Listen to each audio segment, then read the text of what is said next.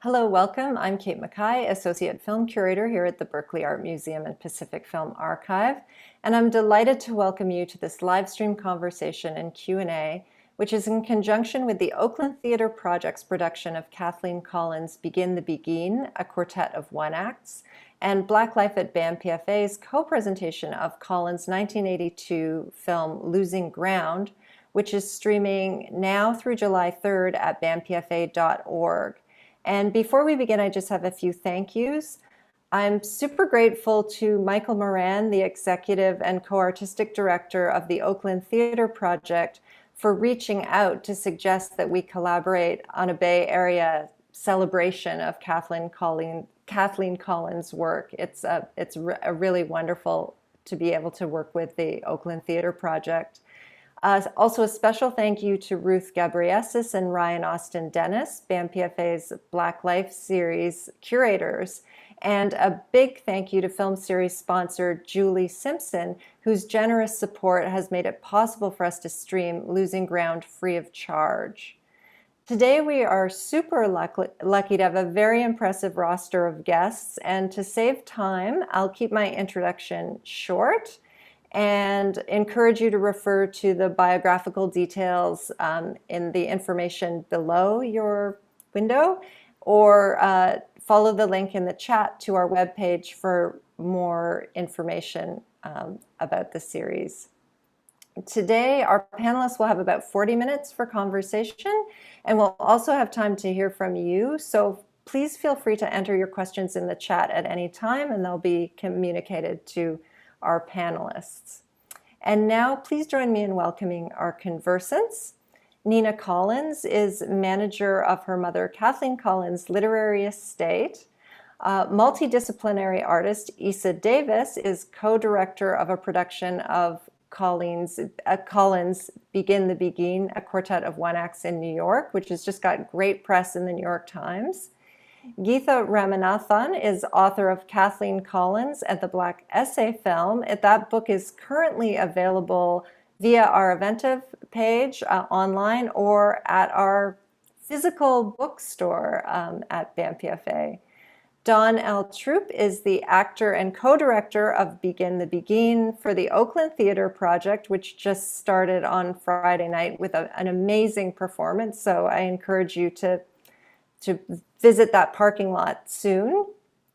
And we also are glad to welcome the Oakland Theater Project's literary manager, John Wilkins. So thank you so much all for being here. And I'm just gonna step aside and let you chat. So thanks for coming.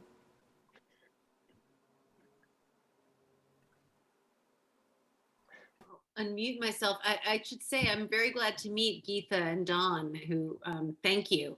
I know Geetha's book. She sent it to me and we've corresponded via email. Eisa and I know each other in New York and we've known each other for quite a few years. And Dawn, I watched your the trailer, which is amazing. And frustratingly, I was actually in San Francisco, one of my first post-COVID trips 10 days ago for business for an It was ridiculous, but I'm thinking maybe I'll try and come back next weekend or the weekend after to see you, because I really would love to see it. Please, please, your presence would bless us even more. And Nina, you saying thanks, let's please lay it out. We are so grateful to you for releasing this piece to the world, but to us, to let your mother's spirit live again. Let your mother's words live again. And I am so grateful that I'm a vessel. Thank you. I have to say, I'm very proud. You know, when I did Notes from a Black Woman's Diary, I had to choose 2 plays to include in that book. And I chose The Brothers because it's her most well-known play, and it was the one that was produced the most in her lifetime, and I really love it. And I hope that they'll start to be, now that there's interest in her plays, I really hope that there will be a production of The Brothers, because I think it's amazing. But then I also chose Begin the BEGUINE, which I have to say was a kind of like unusual, courageous choice, because she had a couple other plays that had been produced, In the Midnight Hour and While Older Men Speak. And Begin the BEGUINE had never been produced. And I just really loved it. And I was like, this is the one I'm going to put in there. So I'm really glad that it's been produced finally. Yeah. I know. The thing that just keeps striking me over and over again, Nina, and I think Dawn agrees, is just your generosity. Like a lot of times people, when they're working with their parents, with estates, are just very cautious and very careful about, just taking so much time to just kind of micromanage and helicopter. And the way that you have just been so open with making this work available to us to explore, and then, to be able to give that to all of the audiences that we've been able to invite has just been so tremendous. It's That's been really like, because I have to say it's not my nature to be that way anyway, and I don't think it was my mother's nature. And Eisa, when I sadly only got to see 2 of their performances in New York, which I'm kicking myself about, but when I saw them last weekend, I mean, I could just feel so much how my mother would have been so thrilled. I mean, it was really beautiful, particularly seeing Isa's performance. The way you did like the body movements, I really felt my mother in those moments. So I'm glad that I can't wait to see Dawn's. I have not seen Dawn's performance yet. So yeah, I mean, why control it? I mean, I think that's the beauty of this is like, and sorry, I don't mean to dominate the conversation, but I do think like that Times piece made me really think, the New York Times piece last week, about this moment for kind of Black bohemian women, right, to be able to kind of take hold of this voice. That is one of the things that makes my mother's work unusual, right, that we don't see. So that's the beauty of it, really. And that's actually why I had Losing Ground remastered. It was when Terry Francis said to me years ago, this was like, I don't know, 10 years ago, when she said, like, when I show this film at Yale, Black women film students they cry because they've never seen themselves on film. So then to see like Isa's troupe doing it, that's really powerful to me. The freedom it's giving to Black female artists is super cool. Yeah. And there's such a way in which I feel the same kind of censorship has happened in my own work. I've written like 13 full-length plays and have only had a couple produced in New York City. And I don't shy away from my characters who, many of the plays, there's a part that I could play and I end up usually not doing it, but I don't shy away from their interiority, their intelligence, their strangeness, their ordinariness, as your mother talks about in that amazing lecture at Howard. And I think that is it's so important, because there's so many ways in which, of course, white supremacy is just baked into all of the gatekeepers at predominantly white theaters and in other theaters as well. And that there's this projection of what it is a Black person's life should be like. And if you don't see that, then you think, oh, this is not genuine. This is not authentic. But of course, for those of us who live it, we're like, yes, it is. Hello. Right. Right. I mean, I'm sure you've all heard the story about how when my mother screened Losing Ground, distributors said to her, "These aren't real Black people." Yes. I don't know any Black people like that. Exactly. I don't know any Black people like that. Yeah. Mm-hmm. Yeah. Strange. I want to bring John in on this, because John is who brought it to us at Oakland Theater Project. How did that happen, John? Nice to meet you. It's nice to meet you.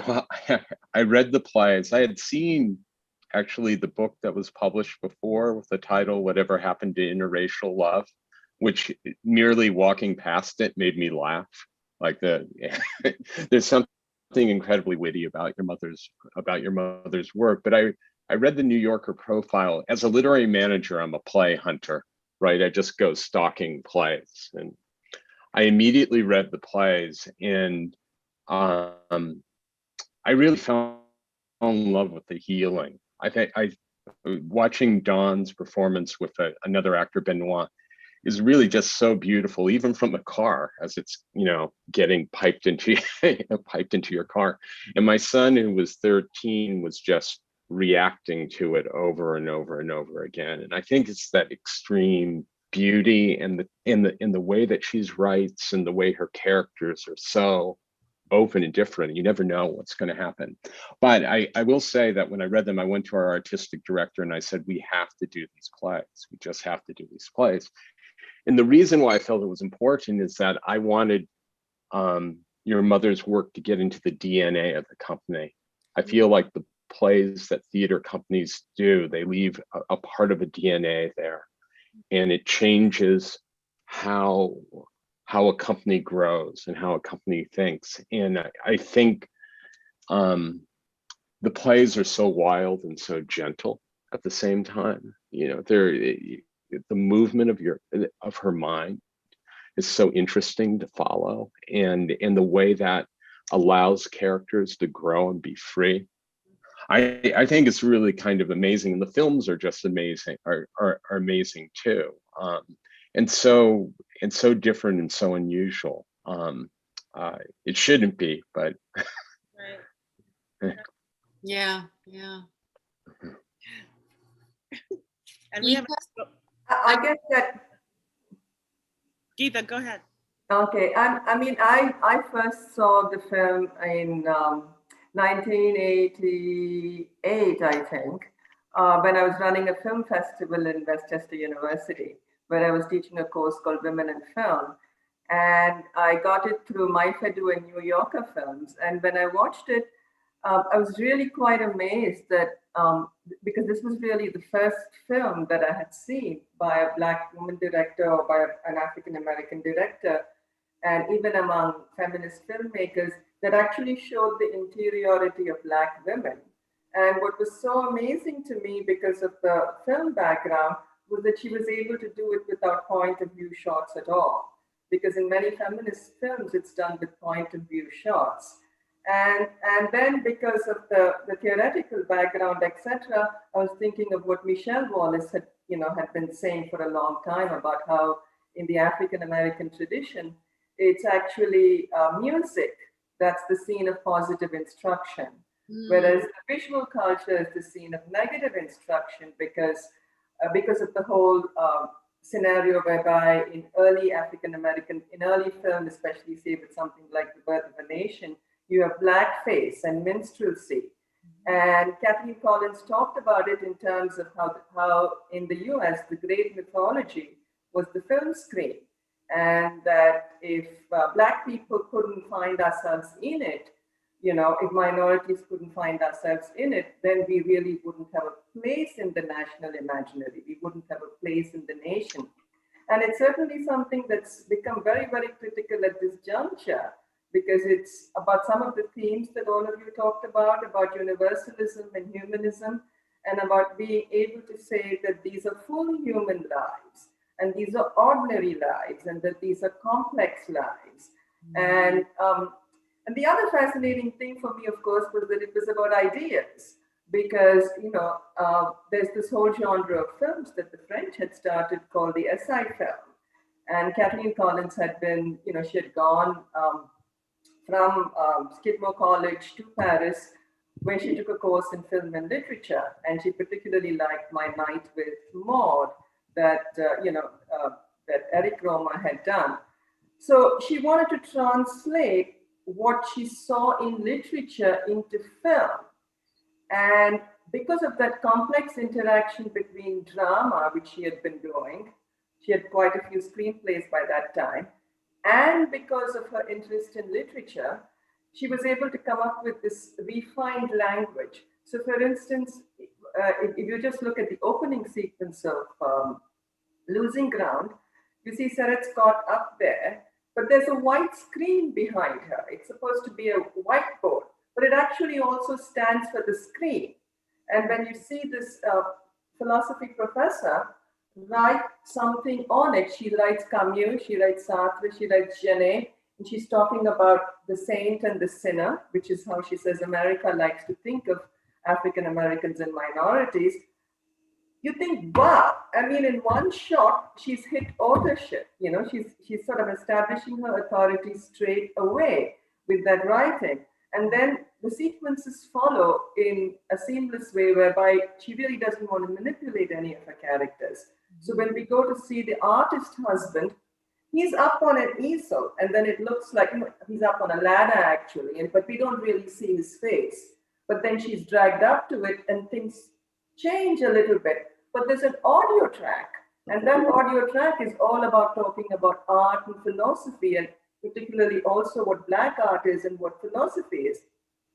And here I feel it's really important to emphasize that she liked Roma, but her real hero really was Lorraine Hansberry, according to me, because she said, Lorraine Hansberry said, all subjects are accessible to me as a Black artist, that I just don't want to be the Black, she wanted to be Black and, not just the Black experience. And I think, Nina, you were talking earlier about how the film, when it came out, I mean, it was just really shocking, some of the stuff that people said about it, which is that they said that, it wasn't about real Black people, but also about how they thought that it had, they thought it was kind of shocking that there should be a woman who was desiring to have ecstasy, but who was also intellectual.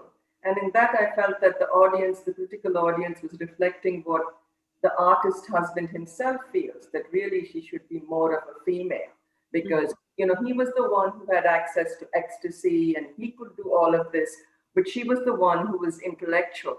And then she turns it all around pretty interestingly, because then she has a filmmaker come in. So there's just so much stuff in that film. And, Cruz Brothers and Miss Malloy is also a phenomenal film. I just love it because it's very synesthetic. And, you can see when you read the scripts and plays, especially in Losing Ground, I feel she synthesized all the elements in the plays, because there's not one scene that doesn't have elements from either one of the short stories or one of the plays. For instance, the psychic, because you were talking about the psychic earlier, and you were talking about the psychic earlier, Dawn, in the reading. And, you have the psychic here as a minor character. And well, I will say one thing, though, that everything you're saying is so fascinating, Geetha. It's amazing. I love listening to you. But the one thing that Begin the Begin has that I don't think you see anywhere else in her work is her talking about illness. And you also don't see her as a parent in any of her work, except for in Begin the Begin, which I think those were two of the reasons that I was particularly obsessed with that play or that quartet. Yeah. No, it's interesting that you say that about being a parent. That's really fascinating. But that stuff about illness, it's also about getting in touch with the divine. Yes. And so she does do that in Losing Ground, because she goes through that whole Vodun, because Sarah Scott, the character, the Professor Sarah Rogers, she starts out being involved with, the whole Western tradition. And then she moves on to thinking about, that book is lying over there. That's a really fascinating way in which she includes literacy and the whole African-American literary tradition in her films.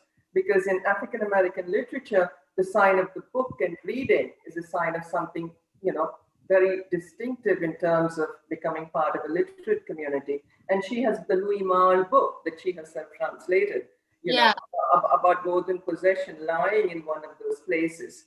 So, and this whole, and of course the dance sequence, where there's this whole thing about the possession of the other.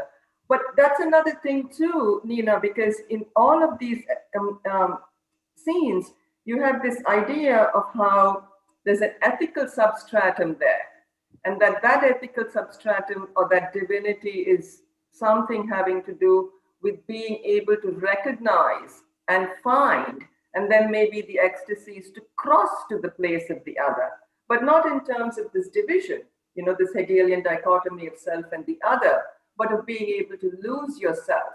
And there, I think she sees that happens with creativity, with Black women's creativity, and that it happens with Black women's dance. Particularly, we were talking about dance earlier and performance, because a bulk of that film is about the African-American ballad. So then she goes back to the oral tradition. So there's a lot of stuff to unpack. And the parent thing, she does talk about parenting quite a bit in Cruz Brothers and Miss Malloy. The ghost father is there all the time. Yes, but she talks about it. Again, of course, my perspective is so much as her child, so it's so different. perspective. Brothers and That's really interesting. Yeah. in the Cruz Brothers and Miss Malloy, she's talking about it from the child's perspective. She's really obsessed with her own ghost mother who died when she was a baby, and her father, who was a very stern character in her life. But never, I mean, in whatever happened to interracial love, I mean, she had a child in those stories, me, and there's no child in those stories, and there's no child in Losing Ground. There's really none. I mean, there are no children in most of her work from her perspective, but in Begin the Beguine, she's a mother. And also, while I agree with you, the esoteric and the religious is throughout, and she was obsessed as a person with psychics. And I mean, I saw psychics as a kid. Like, it was a whole thing that she did. She gave psychic readings. It was a whole thing. But I think Begin the Beguine is the only, you know, she was sick for 10 years before she died, and she kept it a secret. And Begin the Beguine is the only time her character is sick. Yeah, you can really feel that in the healing. I think, you know, if you've ever seen anyone sick, the healing is really almost overwhelming. Yeah. In the emotion about that. It's very difficult to see. I mean, it reminds me in a really weird way. One of my favorite scenes from Losing Ground is watching Bill Gunn, the husband, just walk through a city. There's something so pleasurable. I mean, she really gets that idea of what it means to walk and to look at people and to interact with it. Have a straw with the Hispanic women. Yeah. No, it's just a terrific scene. And the healing, in some sense, reminds me of that kind of ecstasy you get in a moment. I mean, you never get it forever, right? No. But they come in moments, and it's really surprising. I would also say in the way that her characters are always surprising. It's amazing that they could not be construed as real, because they feel so real and so powerful all the time. And they have that sense that they could do anything all the time. But even the crazy thespian character. You know, I think that I think that that's a sort of ongoing problem in cultural criticism even now, because the burden is always on representation.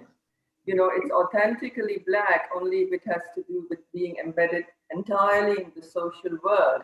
And if it's abstract or philosophical, then somehow it's not, you know, as authentic as it might be. I mean, and I think that does a lot of damage to a lot of artists. And it's been going on, I think, for almost, I mean, Bell Hooks has written about it, Mapplethorpe has written about it. It's been almost 25 years, and it sort of repeats itself, because there's just this one monochromatic identity that one is credited with, which is that you just have to wear it on your sleeve all the time, and that's all you are. But that's the transcendental gaze.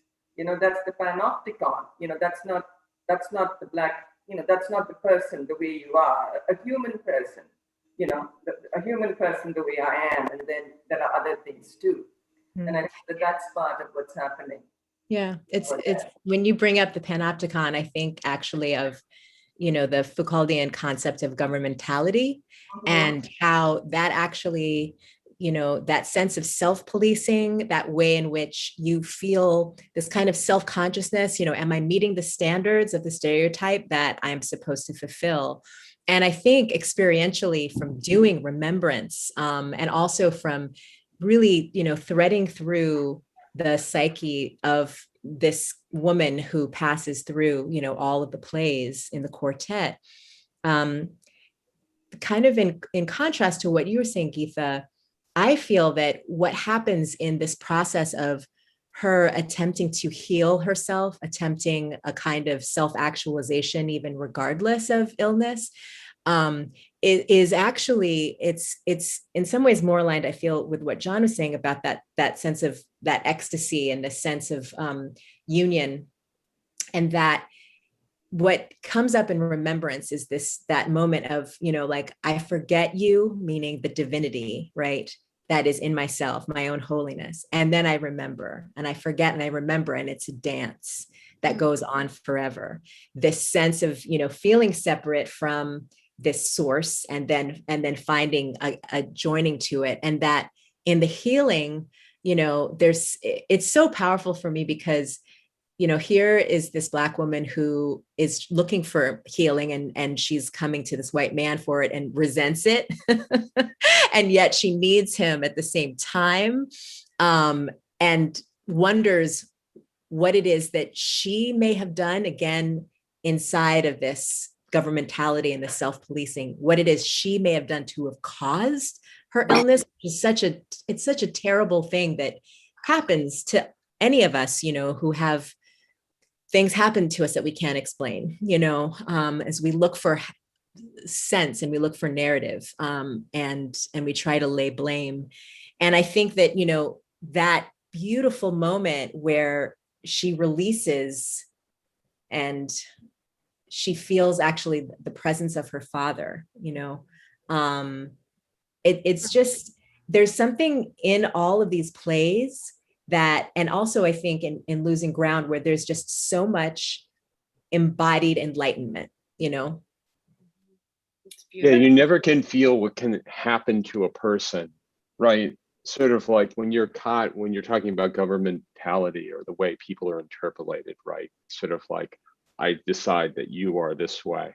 But the really amazing things about these plays and movies and the scripts is the way that an experience touches a person and it allows them to see so many things. They go off in so many different directions. I mean, I was wondering about, for both of you, I was watching Dawn, go through and cycle through these 4 plays.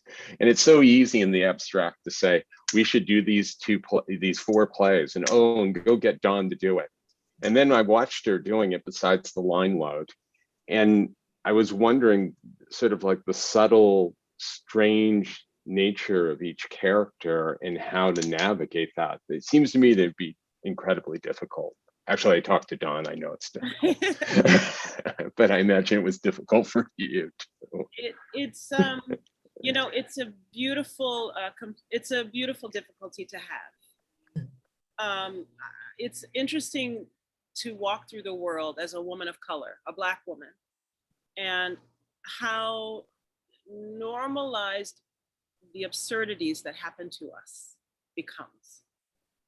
It's an absurd space to be touched in a way and observed as something less than human. And for a piece like, for instance, The Reading, to give 2 women, a Black woman and a white woman, a space where the most absurd things happen, but it's things that happen to Black women a lot. And we walk in this world. And so bringing experience to Kathleen's work is great, but you also have to have the ability to sit with her words. Because not often are we given the opportunity to just be my most human self. And it's really interesting that you say, that the words are important, because one of the things that makes both her films so great is the dialogue. And she always makes some space, except in Cruz Brothers and Miss Malloy, to have a group of women talking. And a group of women talking about ideas and about art. And she throws everything in there. There are stage directors in some place. There are craftspeople in some place. There are the whole gamut of Black artistic creativity. And it's about how can we create this community and find ourselves as artists. So creativity and the intellectual, I feel, is really at the center of all of her work. Because I think she said somewhere in an interview that she thought it was actually dangerous. And so what women did was to retreat to illness, and that they retreated to something else. Because, and I know it's very, very different for you, Nina, because, I'm a mom too, so I know that it's very different, with the mother-daughter relationship, etc. But you have the beautiful mother-daughter relationship in Losing Ground, where, the mother's And that's done exactly the way a play would be done, because she uses a sort of stationary camera. She doesn't do short reverse shot. And the reason she doesn't do short reverse shot, and then she does the lighting in such a way that it follows theater lighting. And then when they talk about it, her mother's pretty dismissive too, because her mother, when she tells her that, oh, I really feel lit, I really feel I've got it when I'm doing my work and I've got that essay done. Her mother says, oh, well, maybe you should be an actor, but her mother's an actor. But ironically, it seems that Sarah herself becomes an actor. And it's becoming an actor and a dancer that she finds that ecstasy. And Victor tells her that she can't dance. Right. So all of that is going on, and that's the carefulness of dialogue. And, because that's almost like a tableau, because it's still what they had in the early part of the 20th century, where the actors would be standing and you'd think they were still, and then suddenly they would talk. So the words are really something. And then there's repetition in the words, there's cadence in the words, there's rhythm in the words, there's changes in it. Then there's music, there's gospel, so I think that, because, Kate had asked us to think about, what makes her so important for people today. So even today, people are still talking about, how can we integrate, say, film into visual studies? And so a lot of this stuff is compartmentalized. And I think that she really shows us, and I think that being part of the New York Black independence and being such a key figure in it was part of it too, how to sort of embrace the entire Black cultural artistic tradition, that you can be sort of, traverse it all and see it all as part of a particular tradition and segmenting it, because I think that's a great virtuosity. And another thing that I think, that she's done in film, and I think that people may come to it in different ways, but she really foregrounds it, this whole idea of what is virtue, of what is the good. How do you actually behave ethically? Say in the Cruz Brothers and Miss Malloy, there's this whole thing about, are these three boys? And just think about it. In 1980, she makes a film about three Puerto Rican boys meeting an Irish woman who's, I think, an octogenarian, and they can either behave with each other with grace and dignity and treat each other as human beings, or they can just blow them off. They can just have nothing to do with each other. And in 1982, she's making Losing Grounds. And then when I was doing the book, I checked, and I accessed in 2019 some national database on how many Black college instructors there were, Black women college instructors there were in 2019. Well, it was 2016, 3%. And this woman has the guts to show a Black professor teaching philosophy. And she herself is one such. And the entire plot of the film is about what he thinks of art, what she thinks of art, what he thinks of, the intellectual tradition, what she thinks of the intellectual tradition. And that motivates the plot. It's not about action and stuff. So I thought that's pretty exhilarating for people to think about, that it's really important to not be speaking to the other, not to be speaking to other people, but to be speaking to strengthen our own intellectual tradition. And here I think, for me, she's particularly fascinating because she's so connected with the African diaspora, with an international literary tradition, because I'm in comparative literature, because the Roth stories are sort of drawn from Garcia Marquez. And so that sort of brings it. And the one last point I'm going to make is that I think it's wonderful that she normalizes Black sexuality, because that just hasn't been. Because Victor is still a pretty nice guy. I mean, he's got his dick out and he acts like though it's a paintbrush. That's the movie. That's not me. But unlike some feminist films, which sort of present things from a woman's point of view, the male doesn't come across as being caricatured at all. So I mean, I think that's very important. The sort of what you were talking about earlier, not being afraid to talk about women's eroticism, Black women's eroticism, because that can be so pathologized, but actually presenting it as, conversations among women and then, sort of normalizing Black male sexuality too, speaking about Black male fear, speaking about color, the dangers of color. So I think she touches upon a lot of things with a very delicate touch, and it's the aesthetics of it all that sort of keeps me wanting to go back to work on more and more of her stuff. And Nina was very generous in opening the archive to me, so I was able to read a lot of the material and see her drawings and her letters to you and everything. So it's wonderful. I love everything you say, but I don't agree that he's such a good guy. Well, he isn't a total horror. I mean, there could be worse, but Yeah. I felt that Collins gave him some grace in the end, because she has him in the wings, and normally the gaze would be routed through the male and that you would see her, but you see him in the wings and then it's cut and then you see close-ups of her, and then you don't see him at all, but you know that he's understood that there's something something that he didn't know, and in that she gave him some grace, because I agree. he doesn't know. And it's so complicated because at that point there's this whole doubling going on in the film, right? Because Sarah is Sarah, but then Sarah is also Frankie, but Frankie is also not Frankie, because there's that other woman who's playing who's playing the lover of Johnny.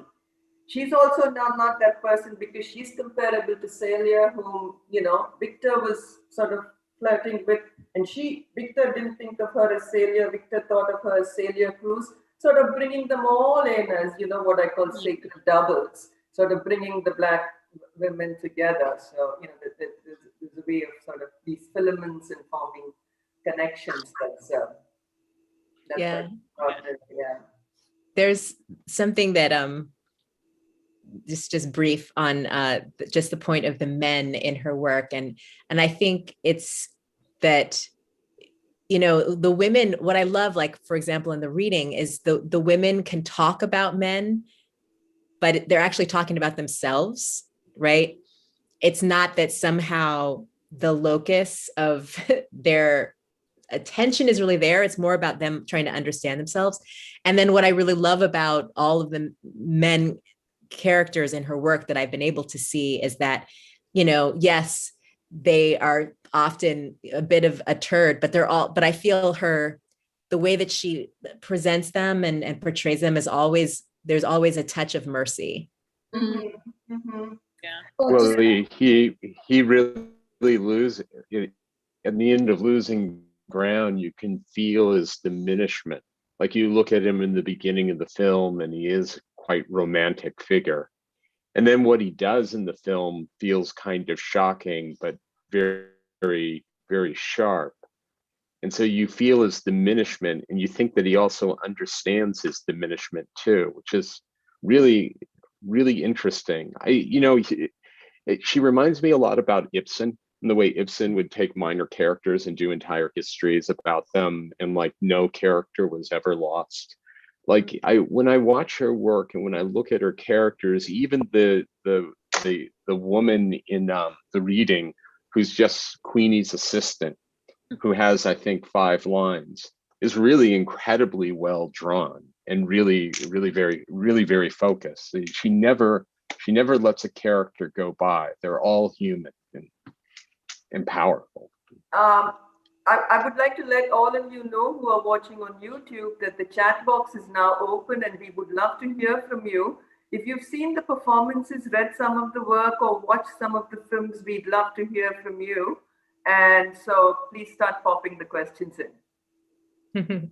Yeah, and I think to Isa's point about, so her play, The Brothers, is called The Brothers, but it's about the men, it's about the women who are married to these brothers, right? It's all about the women. So it is interesting the way I think thinking about the way she treats men in her work is a whole interesting thing we haven't read that much about, but both the father angle and then the lover angle, there's a lot there that's interesting. Yeah. I feel like she does that with mysticism as well. Mm-hmm.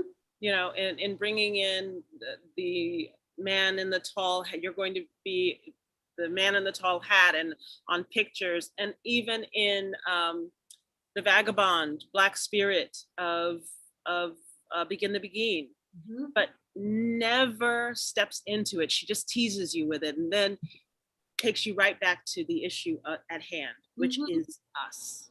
Yeah, love it's that. deeply feminist. I mean, I've often thought about, you know, being raised by her. You know, I feel very lucky to have had a mother who made me feel like I could kind of do anything. She was so strong. Yeah. She was also, I mean, tormented by her father and her relationship with men, right? So there was an interesting,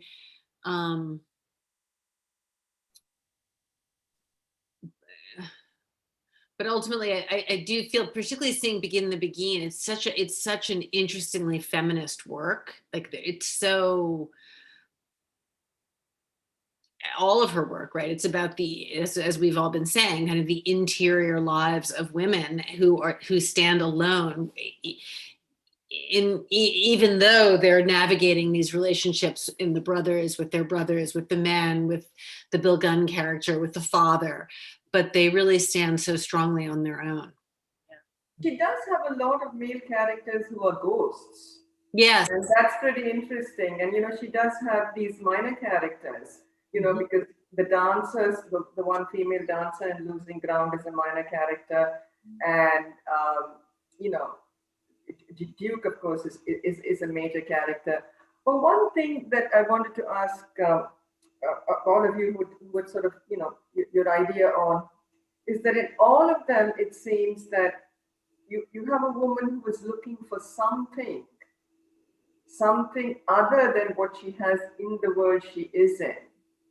And my instinct is that in the end, you don't have a sort of classical resolution or closure where they found it. Mm-hmm. You know, it's always that they have not found it. It's a very modernist thing. And I was wondering whether, you know, you could speculate from your different perspectives on, you know, what each woman is looking for when.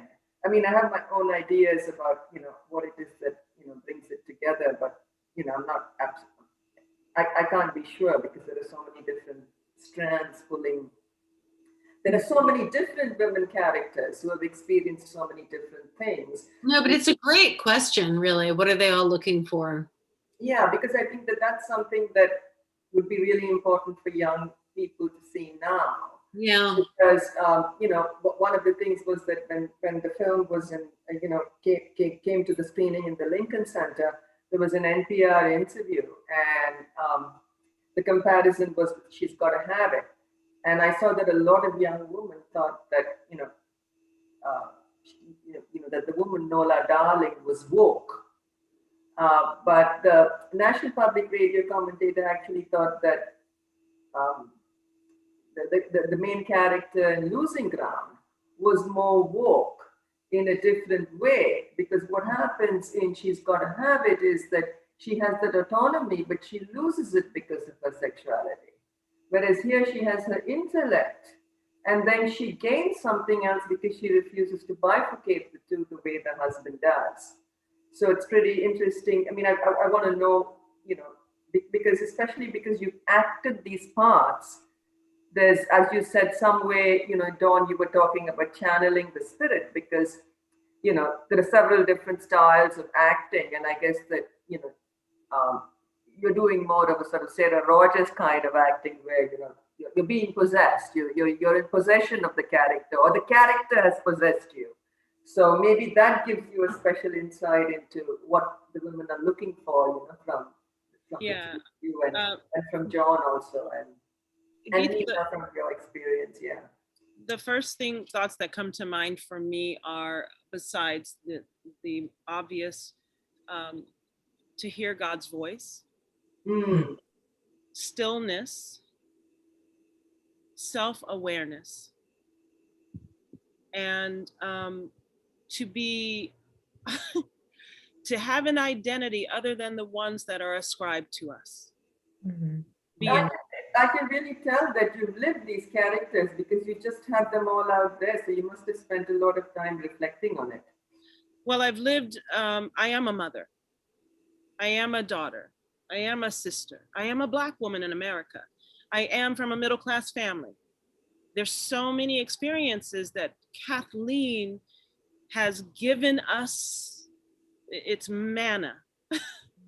And we don't get to see these kinds of women with these strengths, intelligence, without some stigma attached to them, because it makes us comfortable in this, you know, in this art form.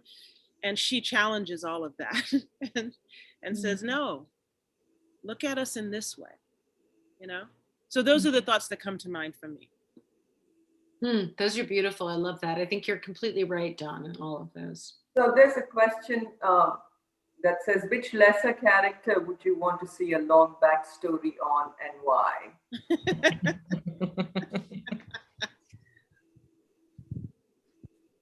Well, of course, you know, Queenie, who's the psychic, Yeah. like we want to know about her for She's sure. like a psychic in Losing Ground whom we don't see. Yeah. Yeah. No, so I wonder if there's some hint there that the psychic doesn't really have any manifestation, any actual, you know, sort of corporeal, you know, but it's a way of being able to exteriorize a particular kind of unconscious searching, you know. I mean, it could be that, but and no, I think that it would be nice to know more about Duke, because he says that in a former life he was a count, and he says in this incarnation he's the Negro, so you know what the hell. Right. Because he just comes out of the blue, and then we're told that okay, he's actually the filmmaker George's uncle. But hey, I mean, you come, you go. I mean, and we know that they're not going to go off and buy an apartment together and live happily ever after or everything. Okay, so here's the big question. How would you interpret the ending of Losing Ground? John, do you want to take this one? Sure. I think that for me, the space of losing ground and being up in the country was so powerful. It's like one of those Shakespeare plays. Everyone goes up to the country and spends time in the country and then comes back into the city to make a film. But I found it really, like most of her work, really ambiguous. Like for me, when I look at it, one of the pleasures of her work is just those moments in where characters have a moment of understanding.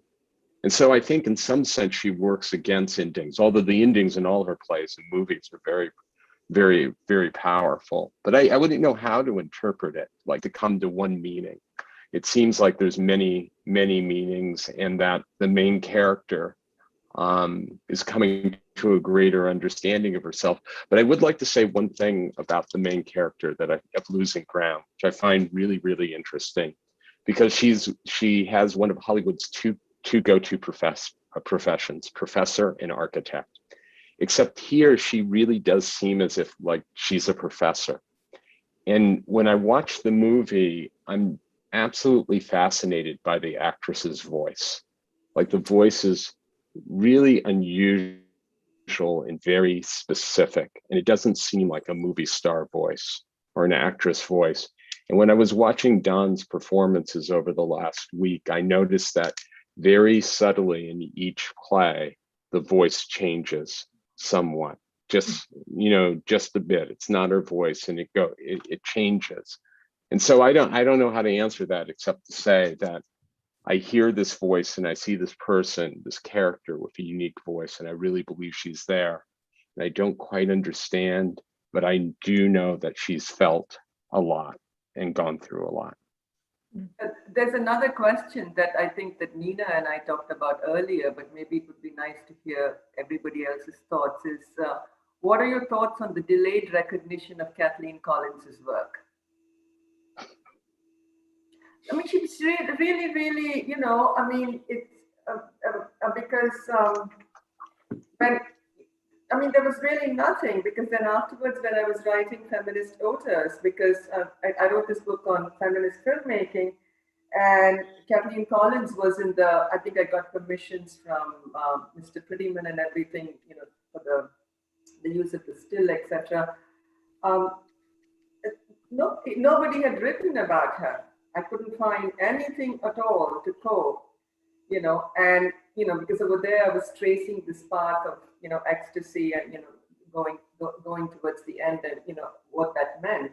Because in feminist film, women are often the object of desire. So you have women as the subject of desire who wants, but here it's even more complicated because the main character wants to, she desires to desire.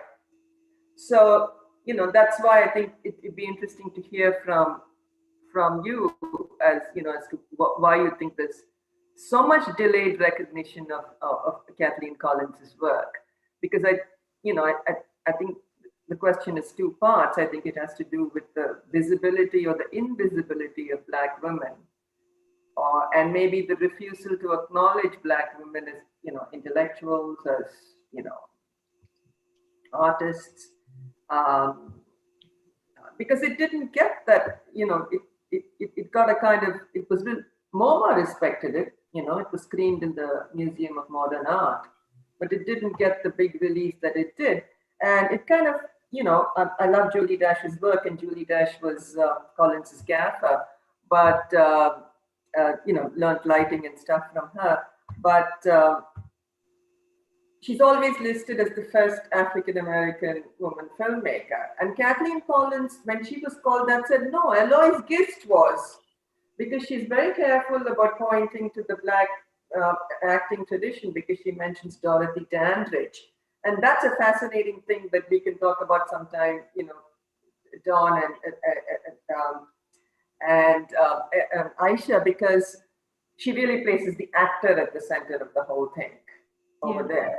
So let's get back to the question and the thoughts. Yeah, well, I, you know, I already kind of spoke about I guess maybe you just heard the subtext of my anger, you know, at the work not being recognized in the way that it should have been, I think, during her lifetime and immediately afterward.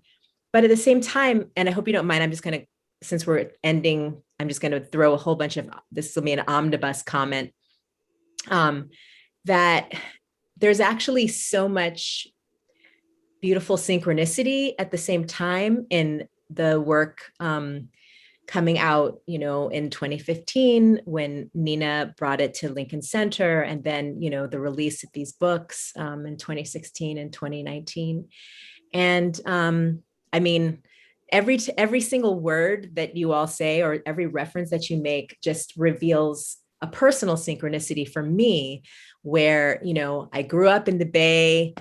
This is like, I used to go to Pacific Film Archive all the time, you know, Margaret Wilkerson who, you know, made this anthology that had the brothers in it. The brothers is there, yeah. Right? Like, you know, she was at Berkeley, and I put the delayed recognition on myself too, because I was given this book in 1994, I think, and I didn't read it all the way through.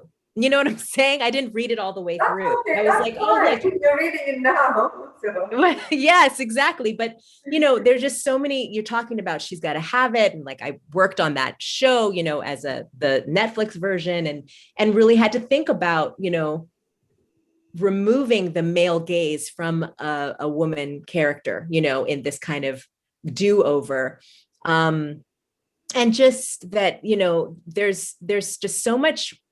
I think that's the thing that I felt, and Dawn keeps saying this over and over again. And I believe, like, everything that you're saying, Geetha, just in analyzing, you know, all of the cinematic structures and theatrical structures that are in her work, I just feel so much resonance. I mean, that's the thing. That's like the word I'll just keep using when it comes, is that resonance and that synchronicity.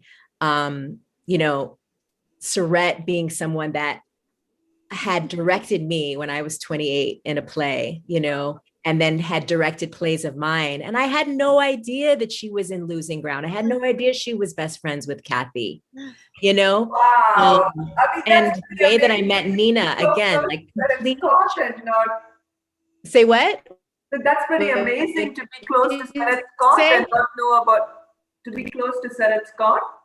And, you know, and like that you knew Sarah, but you didn't know about the connection with Collins. Exactly. Exactly. You know, so I'm just stunned. I'm stunned by it all. And yet it feels, oh, I'm sorry. We're talking, I don't know. But I'm blown away over and over again by all of the connections that have really flourished in getting to know this literary foremother that I always should have known. Yes, so agree. I miss the years that I didn't know her work. I literally miss those. And I have to say, Nina, I was thinking about, we're doing a piece on Malcolm X and Malcolm Next, and his daughter just released a news story about how the world would be different, violence would be different, because that's what he was addressing. And I feel that you releasing your mother's work to the world is offering a healing as well to Black women to step into the shoes that we know are ready for us. They're prepared for us. And it's just a beautiful gift that you've given us. And listening to, I got to speak with Surette. Oh my God, Eisa, ridiculousness. She kept calling her Kath. I was like, Kathleen, and Surette kept saying, well, yeah, well, Kathy this, and yeah, it's Kathy. Kathy. I couldn't get away from, I stopped short of calling her Miss Collins. I felt like I should be in a school classroom with her mother, because she is the best educator of ownership, of autonomy, outside of tropes, narratives, and trauma. Black. You know, and the other thing to remember too is that she didn't go to a formal film school, but because she was one of the first film instructors, you know, when film was just beginning to be respectable. And I think somewhere I read about, or I heard in an interview of what she did, what she asked her film students to do. And what she did was very, very specific in terms of, you know, setting up the mise-en-scène, in terms of actually being able to tell a story. But what one admired the most was that she said that she wanted to make sure that everyone's stories were told, and that you had to find narrative solutions to do it. And I think that one of the reasons why there's this delayed recognition of Kathleen Collins' work is that a cinematic audience always wants to see something that they are familiar with, you know, the reified tropes, with maybe a little bit of difference. You know, I'm not trying to be unfair to a whole wide audience, obviously, but I'm saying that it's very, very difficult to have your work be recognized when it's so ahead of the time. I completely agree. I mean, I feel like it's a little bit of a cliche to say it, but I really do think her work is uniquely suited to where we are right now. And it is one of these weird examples that you see throughout history of someone who was kind of before her time. I mean, I can't really imagine these works really getting wide receivership 30 years ago. And I just want to say, She's Gotta Have It. I love She's Gotta Have It. And I think my mother would have gotten a complete kick out of it, but I do not think you can compare her work to, it's such a male point of view, and She's Gotta Have It. Like, I think it's so completely divorced from anything she would have ever done. But she would have liked it. She would have thought it was right. She loved Prince. She loved Scarface. She loved all this kind of, but she would not have made that movie. Like the way she talks about sex is so completely different. So that was the other thing too, because she was a film critic, you know, because even if she liked Charles Burnett, she always made it a point to say that even the most independent films always left the woman to be the saved, the person who was not going to feel the pain. Yeah, I think in some ways she would have kind of hated Nola Darling. I mean, there's just something so, the way she wrote about sex was so completely different from the way sex is handled in She's Gotta Have It. And I think, Yes. you know, Right. Well, I Yeah. mean, what's interesting is, in a lot of ways, the way Spike talks about Nola is that she's a woman who behaves like a man. right. And so that's the thing, is that it makes her exciting to the men and to the women, right? She's But- kind of other. And right. writing about the Yeah. But I think and I know we're about to end now, because we have this renowned scholar of film criticism here, I was thinking about James Sneed and his article about how Black people don't fit into Hollywood narrative. And I think what's so perfect about, someone like Arthur Jafa, creating a Black visual intonation for his aesthetic, or as you mentioned, the LA Rebellion folks with, Charles Burnett, Julie Dash, my former stepfather, Larry Clark, who directed Passing Through. Wow. Is that what I know? That's what I'm saying. Synchronicity. Wow. Is that I haven't even started, but that what I feel with Kathleen's work is that, there's again this kind of like embodied complexity when it comes to these characters, that is its own aesthetic that of course is so far away from Hollywood, but is an independent feminist aesthetic. Just one last thing. The other thing too is that I think that unites all her work is that she's addressing, what we think of as synesthetic subject, somebody who feels things with their bodies and also thinks through things. And that makes it very unique because there are a lot of ideas in it, but these ideas aren't sort of separated from the complexity of, physical and corporeal emotion. Yeah. I think Kate is waiting to. Hi, Kate. Hi, I would just like to thank you so much for this amazing conversation. I mean, it's really thrilling to be thinking about Colin's wonderful work. Thank you so much, Nina, for making it available, because I keep thinking, like, what would this world of cinema and plays be like had these become part of the canon, 30 years ago? Like, how much further ahead would we be, But then I was thinking, like, all these themes of psychics and seers and this connection with something else. And I was like, well, I guess, clearly your mom was just sort of so far ahead of her time. She was in touch with another time, which is our time. And I mean, I thank all of you for your work on Colin's work and getting it out in the world. And I encourage everyone in the audience to, whenever you can go see a play, read the books. Yes. You can watch Losing Ground for free online at BAMPFA.org, but it's also available other places. But yeah, just because it's a world that we don't see enough of, and her characters are characters that we don't see enough of, and we all have something to learn from what Collins has written and produced. So, but thank you so much for your conversation, which just opened it up even more. And I hope it continues in the future. So thank you so much. Thank you. Thank you.